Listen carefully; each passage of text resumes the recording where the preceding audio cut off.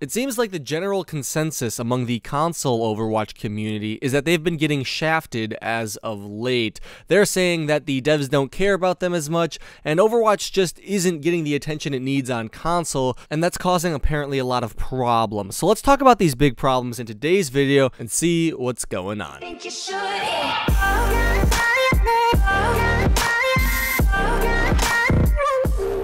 If you'll remember a while back ago, Blizzard said that they were going to balance Overwatch separately on console and PC, and a lot of people agreed this was a good decision. There will be heroes that are better on console and worse on PC, and vice versa, which will need different levels of balancing. But since then, I don't think we've seen a single instance of console actually being balanced separate to PC. Case in point is Ana. Now, Ana is someone, if you play on PC, you know, was pretty busted for a pretty long time. Super powerful, and they nerfed her a lot to the point where she is now. If you're a console player, though, you may never have experienced this Ana, you know, being OP aspect of the game because she never was that broken on console. Console is harder to aim on, and the community plays differently, so Mercy, apparently, according to what I've read, was always just a more preferred pick. You get that guaranteed healing, you don't have to aim for your healing, much easier kit to use, and Ana was never actually someone that was busted. Even if you didn't like Mercy, both Lucio and Zenyatta were viable options because they're not hard to heal with either. But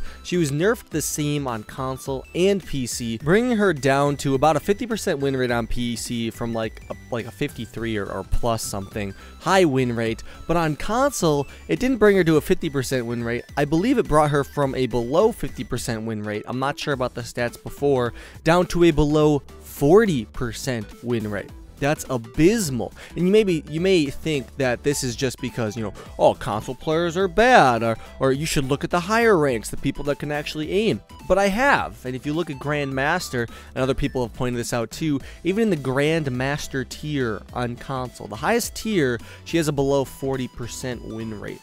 That doesn't seem right at all. I think Blizzard should definitely look into what they said they were going to do, balancing console and PC separately, because I think that's the best way to make a balanced game for both. But I do see the problems with that. That does actually create a lot more work on the devs. It creates like a whole new set of 2 different patch notes.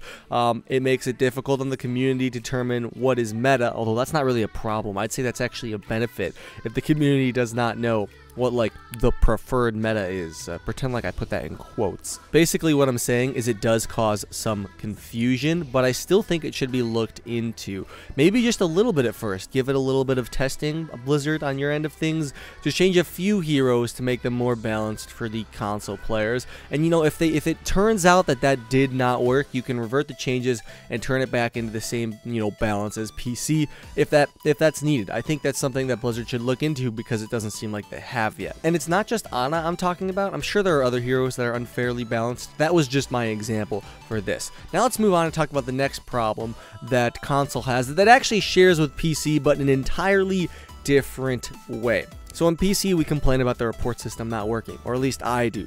Well, console has it a little bit worse. I don't think there actually is a report system on console. On PS4, there is not, but on Xbox One, there is. But it's abusable because the report system on Xbox One is through Xbox Live. So on PS4, you can't do anything, but on Xbox, actually, you have the opposite problem. On Xbox, you can report people even if they're not doing something bannable. Just like you just report people for playing things you don't want, and you can get punished because the Xbox system is automated. So what players are doing is just reporting people that they perceive as throwing. If you're just like playing Widowmaker or an off-meta pick, a lot of people will immediately jump and say you're throwing, or if you just didn't play what they want, they can report you for whatever reason, even if you didn't do anything. And since the Xbox system is automated, you can get matchmaking banned even if you never broke a single rule in Overwatch. Even if you were never toxic, you just played the game, you can get banned for that. Blizzard said that they're going to roll out their own report system for PS4 and Xbox soon,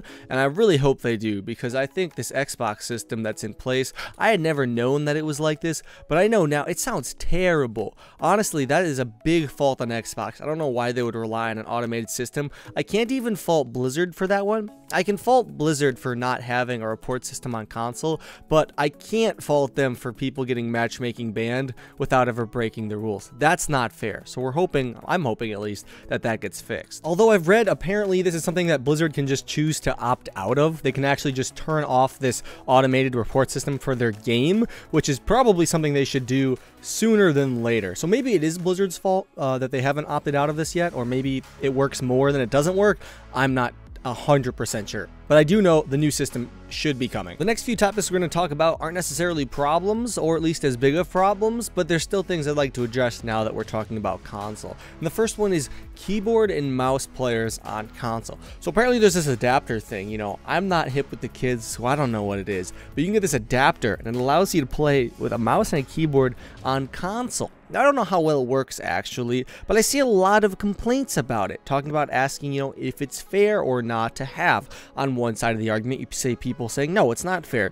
The console experience is meant to be played in a controller, and that's the only thing that should be allowed. And then the counter argument to that is, why should I limit myself to a controller? There's different modifications you can get for controllers. You can get like those Control Freak things, you can get better controllers. How is this not just like an upgraded version of the controller? What makes it bannable?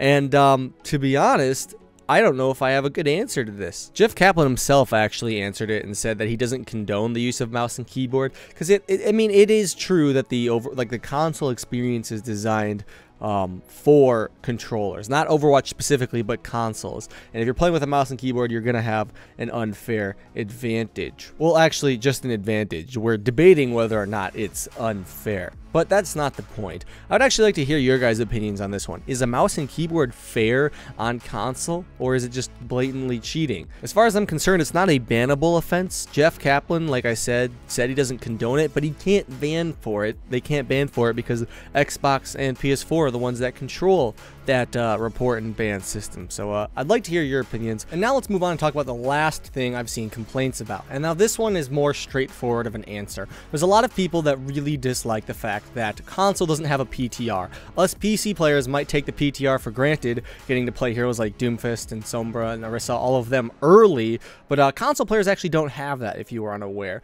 To this, the only thing I have to say is you have to blame Xbox and Sony for that one. That is entirely not Blizzard's fault. And the reason being for this is because the PS4 and the Xbox Live, or I guess the Sony Online and the Xbox Live system, the way it works is there's a very long approval process whenever you have to put an update to your game out. Even for big companies like Blizzard, they have to get every one of their updates approved. So for something like PTR, which is going to get a lot of frequent updates in a very short period of time, it's not easy for Blizzard to push those through to live in a reasonable amount of time, and it's just not worth their effort to try and do with the Xbox and PS4 automated systems. If you want that to be improved, that's something you have to go to Xbox and Sony to talk about. They've had this system for a few years now, and it actually surprises me that big AAA titles aren't like trusted. They don't trust that Blizzard's updates won't break the game, won't be, you know, horrible. I'm not sure why they test the updates. I imagine they test the updates for a number of reasons.